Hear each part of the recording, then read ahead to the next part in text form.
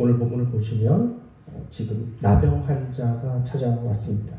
아마도 한적한 그런 시간대였을 것입니다. 수많은 사람들이 예수님을 찾고 만나고 또 병을 고침을 받고 그렇게 분주하게 모였다가 잠시 사람들이 눈이 적은 그런 공간에 그런 시간대에 이 나병 환자를 만났던 것으로 보여집니다. 왜냐하면 나병 환자는 이렇게 일반적인 사람들이 많은 사람들이 있는 공간에 절대 나병 환자가 있을 수 없기 때문입니다. 이 사건이 문제가 되어서 마지막 구절을 보시면 예수님께서 더 이상 동네에 들어가지 못하게 됩니다. 그 이유는 나병 환자를 만났던 것 때문에 정결법에 문제가 될 것이고 아마 그래서 이런 마을에 들어가지 못하는 그런 상황이 벌어진 것을 보면 이 모든 사건들이 사실은 아주 사람들이 좀 적은 그런 시간대에 벌어진 것으로 보여집니다. 그러나 이 나병 환자라는 것은 우리가 오늘날 생각하는 그 문둥병이라든지 아니면 한센병이라고 부르죠.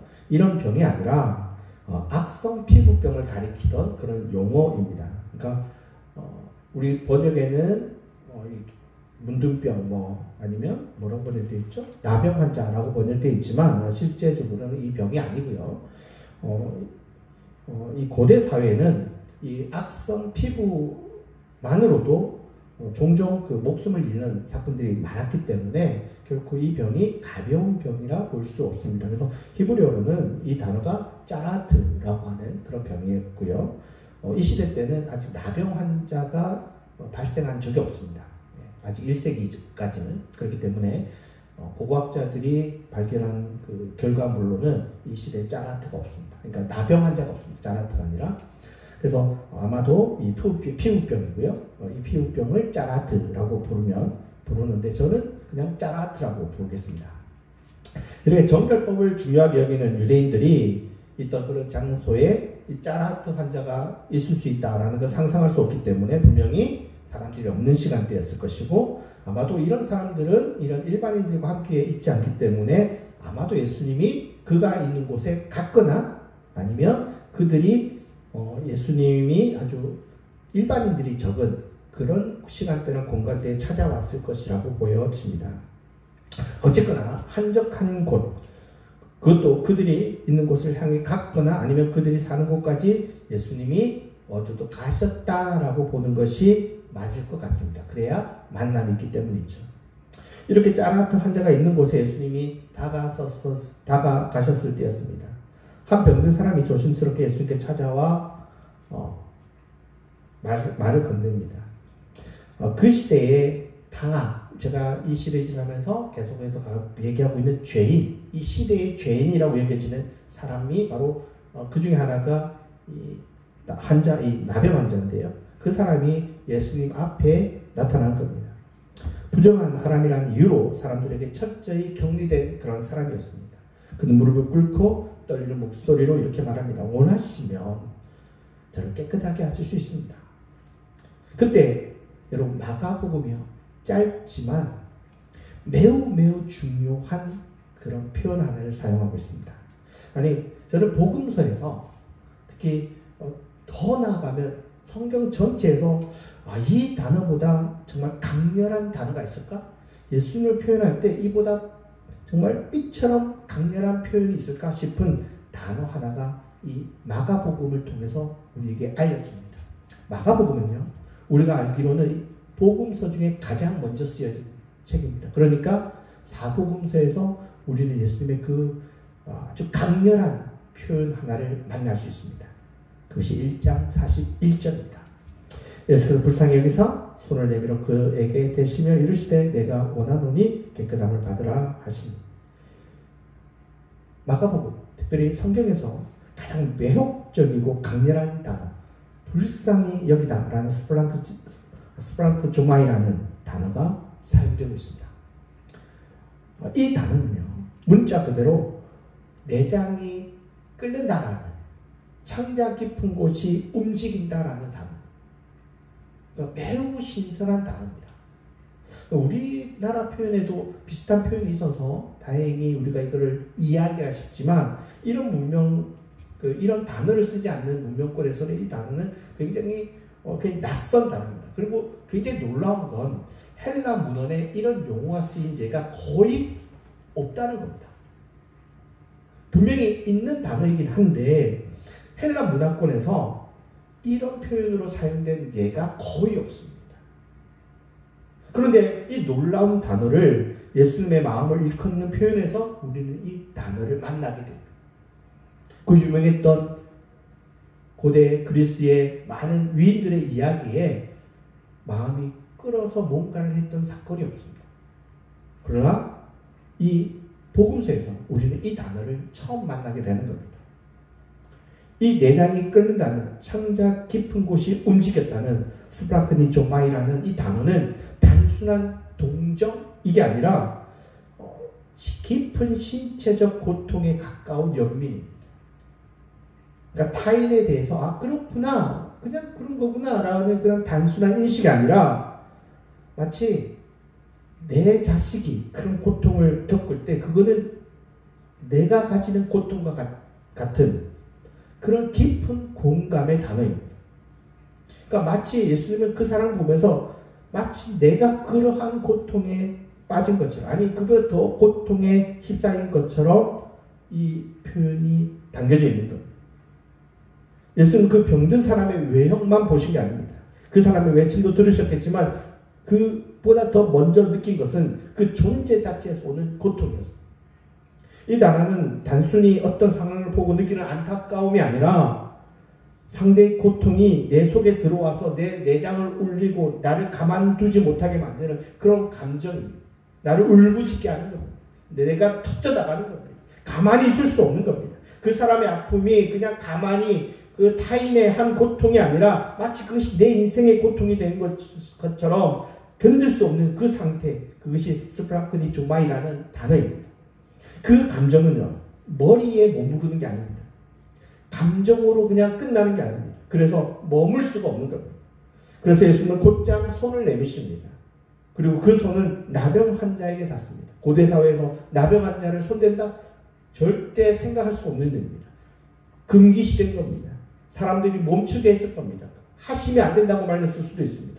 그러나 예수님께서는 사람들이 뭐라고 얘기하기 전에 먼저 그의 손이 그 사람의 몸에 닿습니다. 당대 사람들은 이 행동이 얼마나 금기시되는 잘못된 행동인가를 직감했을 겁니다. 절대 손대서는 안 되는 절대적으로 부정한 당대의 사람이라면 감히 만질 생각조차도 못한 행동을 예수님께서는 바로 행동하신 겁니다. 율법적으로 부정한 자에게 손대면 예수님 자신도 부정하게 되기 때문입니다. 그래서 마을에 못 들어가는 겁니다. 근데 예수님은 그런 모든 규범이나 전통이나 그리고 그 당대의 사람들이 갖고 있던 그 인식, 절대 손대면 안 된다는 그 생각을 언제 가지셨는지 모르게 자기가 먼저 그 사람을 보고 만지신 겁니다. 고대 그리스 사람들은 감정을 우리가 생각하는 것 같은 마음이 아니라 몸의 깊은 곳, 내장에서 느낀다고 생각을 했습니다. 그래서 내장이 끓는다라는 것은 누군가의 고통이 너무 강해서 내 마음이 반응한다는 겁니다. 요나단 브라이언트라는 학자가 이 단어에 대해서 그리스 로마의 문헌을 다 살펴보고 이런 결론을 내렸습니다. 이 단어는 거의 사용된 적이 없고 사용되더라도 매우 드물게 사용되었고 특별히 신적인 존재나 그리고 지도자들이 느끼는 감정으로는 사용된 예가 없더라는 겁니다. 브라이언트라는 학자의 표현에 의하면 거의 사용된 예가 없는 일종의 새로운 어휘의 영역에 이르는 단어가 복음서에 쓰여져 있다고 얘기합니다. 오늘날로 얘기하면 신조어죠. 그런데 놀랍게도 복음서, 특별히 오늘 우리가 보니 마가복음에는 예수님께서 이 감정을 느끼시는 장면을 적어도 3번 이상을 기록하고 있습니다. 엄청난 차이인 거죠. 그리스 로마 문헌에는 거의 나오지 않는 단어가 예수님의 감정을 드러내는 본문에서는 오히려 가장 빈번하게 사용되고 있습니다. 이 단어의 사용은 물론 예수님이 유일하게 쓴 표현은 아닙니다. 그리스 로마 사회에서는 이 단어가 거의 사용되지 않았지만 유대 문헌이라고 하거든요. 그러니까 제2성전기 문헌이라고 하는데 우리가 흔히 그 나라가 망하고 그리고 포로기로 갔다가 그 포로기와 그 신약 그 중간기 정도 되는 한 200~300년 되는 요 기간 때 많은 유대 문헌들이 있습니다. 우리가 위경도 있고 외경도 있고 쿰란 문헌도 있고 이런 유대 문헌들에서 우리가 가끔 나옵니다. 어떻게 나오냐면 하나님이 자기 백성을 대할 때 이 단어가 쓰여집니다. 어떻게 보냐? 불쌍히입니다. 그리스 로마 문헌에는 거의 사용되지 않았던 이 단어가 유대 문헌, 이 하나님께서 감정을 가지시는데 우리가 하나님을 생각하면 마치 분노와 화가 나는 그런 장면만 생각할 수 있을지 모르겠지만 이 중간기 문헌에서의 하나님의 감정은 불쌍히 여기시더라. 불쌍히 여기시더라. 그리고 신약에서는 마치 예수님의 전맥될 것처럼 예수님께서 무엇인가 치유와 역사가 일어날 때마다 감정이 한 번씩 드러나는 표현이 나오는데 그때마다 이 단어가 사용되고 있습니다. 이 단어는 단순한 공감이 아닙니다. 예수님은 단순하게 공감하신 게 아니었습니다.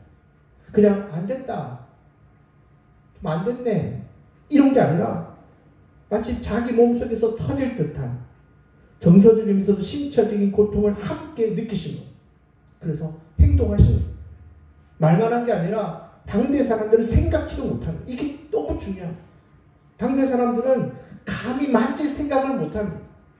그런데 그런 그들이 갖고 있는 선입견, 당대의 가치관, 이 모든 것을 던져버리시고 다가가시고 손을 내미시고 만지시고 일으키시고 터질 듯한 감정이 행동으로 전이가 된 거예요. 이게 예수님의 치유였습니다. 능력의 가시가 아니라 내가 이만큼 갖고 있으니까 한번 보여줄게가 아니라 그 감정의 분출에서 시작된 행동이었습니다. 그리고 이것은 복음서가 보여주는 예수님의 가장 인간적인 모습이면서도 가장 신적인 모습이기도 합니다. 당대 사람들에게 치유란 어떤 의미였을까요? 고대 사회는 우리가 생각했던 것보다 훨씬 더 병약했던 시대였습니다. 늘 제가 얘기하지만 고대 그리스 로마 시대 사람들은 우리가 생각한 것보다 훨씬 더 세상을 빨리 떠났습니다. 제가 흔히 30대, 40대라고 얘기하지만 최근에 이상한 교수님이나 최근에 어떤 문헌들은요 더 낮게 보죠. 25세까지도 얘기하는 학자들이 있습니다. 최근에 고대 의료사를 연구하는 학자들의 그 보고서가 하나 발표된 것이 있는데 조선시대 한국 평균의 수명이 35세였다고 합니다. 예. 제가 알고 있는 위키 자료보다 훨씬 더 연도가 낮습니다. 가장 최근 자료입니다. 당대 최고 의료 혜택을 누린 조선의 임금의 평균 수명이 46.1세였고요. 그러니까 당대 양반들이나 비교적 좋은 의료 혜택을 받아서 그런 사람들이나 좀 평균 이상을 사는 거지 당대의 총부들의 어떤 삶이란 정말 참담하기 그지없었던 그런 삶이라는 것을 알 수 있습니다. 여러분 조선시대 평균 수명이 35세라는 것은 조선시대보다 1500년 전 그리스 로마 사회도 우리가 생각하는 것 그 이상면 이상이지 절대 그보다 나을 수 없다라는 것을 보여주는 반증이 아닌가 싶습니다. 우리가 생각하는 것 이상으로 단명했다고 보는 것은 틀리지 않은 것 같습니다. 그렇게 병으로 인해서 위협을 느끼는 시대에 그들이 갖고 있던 치유의 신들의 인기는요 상상을 초월했습니다. 굉장히 많은 치유의 신들이 있었는데 아픈 사람들은 수없이 그런 신들을 찾았을 것이고 병이 나을 수만 있다면 뭐든지 하던 시대였습니다. 그리스 로마 시대 때 의학이 발달했다고 하지만 제가 이 시대에 그 당대의 그 처방전을 보니까 제가 깜짝 놀랐습니다. 우리가 병원 가면 처방전, 조제약 이런 걸 보면 이제 약봉지에 그런 게 써 있잖아요. 그거를 제가 보는데 깜짝 놀랐습니다. 당대의 돌팔이 의사들도 굉장히 많았거든요. 그런데 그런 돌팔이 의사들의 처방전이야 그렇다 치더라도 황제의 처방전인데 이거 심각한데? 라고 생각되는 처방전이 있었습니다.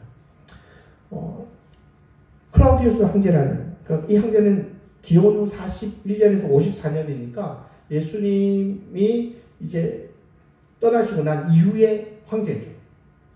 그런데 이 황제의 주치의가 내린 처방전을 보니까 두통에는요 살아있는 검은 가오리를 머리에 대고 필요하면 2-3마리를 더 사용해도 된다는 황제 머리에 살아있는 검은 가오리가 처방전이었다.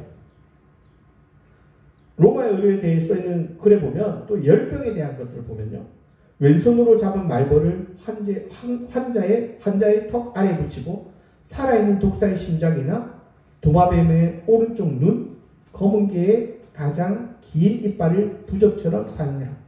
이게 처방전입니다. 치통은요 이빨이 아플 때는 쥐를 한 달에 2번씩 먹거나 기름에 튀긴 지렁이 또는 왼손으로 잡은 거미에 장미 기름을 바른 뒤 통증이 있는 쪽에 귀에 넣으라고 합니다. 이게 무슨 마법 이런 책이 아닙니다. 마술책이 아닙니다. 그냥 이게 처방전입니다. 불에 탄 지렁이의 재를 치아에 바르거나 뱀의 이빨을 부죽으로 몸에 지니는 등 우리가 아는 그 유명한 의학의 아버지 히포크라테스의 처방전이 이와 같습니다. 그리고 이게 굉장히 가격이 비쌉니다. 근데 효과는 없죠. 효과가 있다면 뭔가 돈이나 또 의사를 통해서 처방전을 받았기 때문에 우리가 그런 거 있잖아요. 처방을 받았으니까 나아지겠지 하는 어떤 플라시보 효과, 이것 이상은 전혀 없었던 것으로 보여집니다. 그래서 결국 찾는 건 뭐냐? 고대 치유신들이 많습니다. 아까 보시면 치유신들이 1, 2, 3, 4, 쭉 있잖아요. 그 중에서도 가장 유명한 신이 아스클레피오스라는 그 신인데요. 이 신은요, 고대 그리스 로마 사회에서 가장 유명한 신입니다. 그래서 이 신을 중심으로 신전이 지어지고요. 이 신전들은 항상 이 신전에 관련해서 물이 많습니다. 여기서 많이 씻습니다. 아마 그 베데스다 연못도 이 아스클레피오스와 관련된 그런 신전과 관련된다라고도 많이 흔히 얘기를 합니다. 이 신은요, 딸들도 유명하고요. 다 그 치유의 능력이 있습니다. 그리고 실제 이 신으로 인해서 치유받은 사람들이 또 많습니다. 그리고 이 당대의 모든 지역, 그리스 로마 사회에 다 가면 이 아스클레피오스 신전이나 이 신전과 관련된 목욕탕이 곳곳에 자리 잡아 있어서 이 신은 정말 모를 수가 없는 신입니다. 그 정도로 인기 많은 신이었습니다. 그리고 많은 사람들이 이 신을 통해서 치유를 받았다라고 얘기를 합니다. 치유받는 방법이 하나 있습니다. 그게 뭐냐면 이 신전에서 병자들이요, 며칠을 머물면서 잠을 잡니다. 그래서 꿈을 받는 겁니다. 계시를 받는 겁니다. 근데 흥미로운 계시들이 많이 나옵니다. 그런 걸 기대하고 하니까. 그러다 보니까 그 꿈에 어떤 계시가 나타나서 치유 처방제를 받는 경우들이 있는데요. 이걸 인쿠바티오라고 합니다. 굉장히 유명한 이 시대의 치유받는 방법입니다. 잠을 잘 때 이 신이 나타나서 처방제를 주거나 나을 것이다 라고 계시를 주면 되는 거예요. 근데 흥미로운 건 이 치유 기사에서 감정이나 연민이나 이런 단어가 사용된 예는 없더라는 거예요. 아스클레피오스가 사람을 고쳤어 라는 전설은 많습니다만은 어떤 신이 불쌍히 여겼구나, 너 정말 고통하는데 내 마음이 아프구나, 이런 표현은 단 하나도 나오지 않더라는 거예요. 심지어 불쌍하게 봤다는 얘기도 없습니다. 기껏 나오는 이야기를 뇌물을 받거나 돈을 받아서 죽은 자를 살렸다는 이야기 정도지, 그 많은 사람들이 찾던 이 곳에 신의 연민의 이야기를 찾아볼 수가 없습니다. 치유의 동기가 사랑이나 자비가 아니라 힘이나 기술 혹은 금전적인 교환인 거예요. 많이 주면 치유받을 수도 있는 거예요. 다시 말해 고대의 치유는 신이 인간을 돌보는 이유가 어떤 사람을 위한 것이라기보다는 제의적 정결이나 신의 명예를 높이기 위한 수단이었지, 그 신 자체, 그 신 자기 자신을 위한 것이었지 인간을 위해서가 아니었다는 겁니다. 수많은 사람이 죽어도 로마의 신은 인간에 대한 연민을 가지지 않습니다. 치유는 있었지만 늘 신과 인간은 거리 두기만 있었습니다. 신은 감정을 드러내지 않습니다. 그러나 예수님의 방식은 그런 방식이 아니었습니다. 예수님은 환자를 마치 내 자식처럼, 내 가족처럼, 때로는 나처럼 바라보셨습니다. 그 사람이 격리된 이유가 무엇이든지 그 시대의 사람들이 갖고 있는 시대적인 그 사고관이 어떻게 그 사람을 대해야 되는지에 대한 기본을 모르는 것처럼 그 사람 그 자체를 보시고 그 고통 안으로 뛰어드셨습니다. 마가복음은 굉장히 짧은 성경입니다. 그리고 사건도 굉장히 많습니다. 속도도 빠릅니다. 그럼에도 불구하고 예수님의 감정을 드러내는 데는 주저하지를 않습니다. 마가복음 6장 34절을 보시면 예수께서 많은 무리를 보시고 목자 없는 양과 같아 불쌍히 여기셨다라고 말을 하고 있습니다. 여기서도 단순한 동정이 아닙니다. 무리를 보자 내장이 끓는 겁니다. 아마도 아픈 사람도 있었을 것이고요. 고통받아서 찾아온 사람이 있었을 것이고요. 마치 기르는 양 같은 돌봐줄 사람이 하나 없이 방황하는 그런 사람들을 보시고 예수님의 감정이 요동을 치는 겁니다. 그래서 예수님이 가르치시고 먹이시고 돌보시고 연민은 생각에 머문 것이 아니라 행동으로 흘러나왔어요. 이것이 마가복음이 말하는 예수님의 능력입니다. 내가 이만큼 가졌으니 보여줄게 라는 고대의 신과는 전혀 다른 연민에서 흘러나오는 능력이었습니다.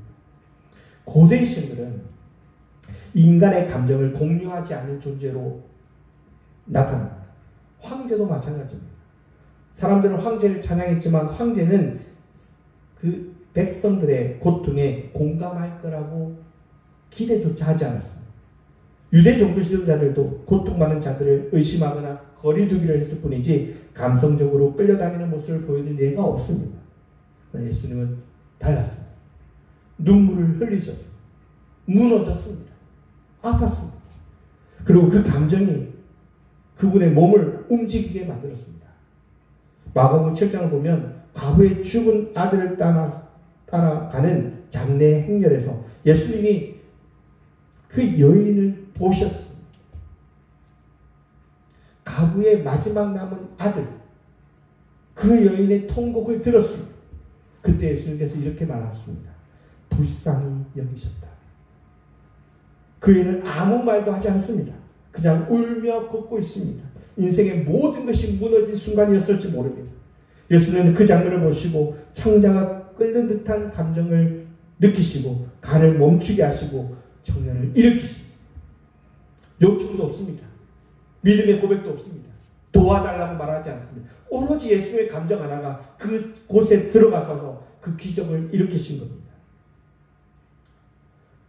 브라이언트라는 학자는 이 사건을 연민의 기적이라고 얘기합니다. 누군가 요청하지도 않았는데 예수님께서 스스로 가셔서 치유하셨던 놀라운 장면이라고 얘기합니다. 그런데 예수님의 기적이 사람들의 요청으로 인한 기적이 아니라 예수님 스스로의 감정, 스스로의 몸, 스스로의 행동에서 이 세 단계로만 이루어진 행동이다 라고 얘기를 합니다. 감정이 생기고 그 감정이 몸을 움직이게 만들고 그 몸이 사람을 살리더라는 거예요. 이건 단순한 기적의 이야기가 아니라 예수님의 삶의 전반을 보여주는 방식입니다. 그분은 언제나 고통을 느끼셨고 다가가셨고 회복시켰습니다. 이 세 가지가 함께 움직였습니다. 오늘날 우리의 종교적 감정은 너무 말에만 머무는 경우들이 많죠. 안타깝다, 기도할게, 마음이 아프다 라고 말하면서도 손은 가만히 있고 몸은 움직이지 않습니다. 그러나 예수님의 말은 그 이전에, 말 이전에 내장이 움직입니다. 가슴이 찢어집니다. 그리고 그의 손도 움직였던 겁니다. 우리는 예수님처럼, 예수님의 그 행동처럼 그런 기적을 얻기를 원합니다. 누군가 고침을 받고 새삼을 얻고 회복되는 것을 보고 싶어 합니다. 근데 예수님이 그 기적을 일으킨 출발점은 다른 무엇보다 내장이 끓는 감정입니다. 그 감정 없이는, 그 연민이 없이는 예수님처럼 행동할 수가 없습니다. 오늘도 누군가는 고통 속에 있습니다. 마지막 남은 아들이 죽어가는 그 모습을 지켜보는 과부의 그 고통을 가지고 있는 사람들이 있습니다. 그리고 우리도 그런 장면 앞에 서 있을 때가 있습니다. 그 사람을 보고 우리의 내장은 어떻게 반응하고 있습니까? 가만히 있지 못할 만큼 끌어오르고 있습니다. 그리고 내가 움직이고 있습니다. 아니면 그냥 지나치고 마음 한켠만 쓰이고 끝납니까? 예수님은 그러지 않았습니다. 내장이 끓었고 손을 내밀었고 그래서 그곳에서 기적이 시작되었습니다. 오늘 우리가 믿는 예수님은 그렇게 사셨던 분입니다. 그리고 그분은 오늘 우리에게 묻고 계십니다.